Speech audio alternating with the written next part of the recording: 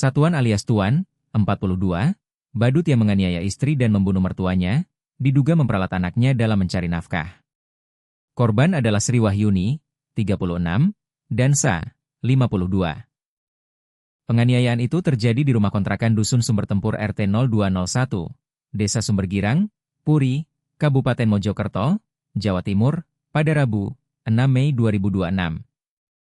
Adik ipar korban mengatakan, pihak keluarga begitu terpukul sepeninggal korban yang dikenal sebagai sosok perempuan pekerja keras dan tulang punggung keluarga.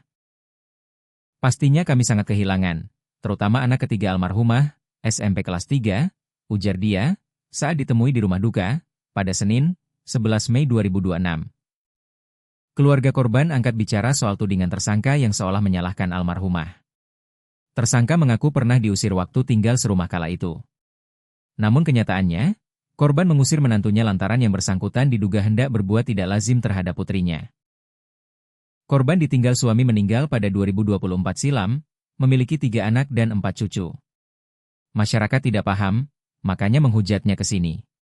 Kan bilangnya pernah di sini diusir, tetapi mereka tidak tahu penjelasannya, kata dia. Ia menyebut, korban dengan menantu pernah terlibat perselisihan dipicu persoalan diusir dan rebutan cucu. Pihak keluarga merasa, tersangka S memperalat anak kecil untuk mengamen. Dari pengakuan tersangka S sebelumnya, ia membawa anaknya saat bekerja lantaran si istri menolak merawatnya. Tersangka mengajak anak agar mendapat uang lebih banyak karena orang yang melihatnya kasihan.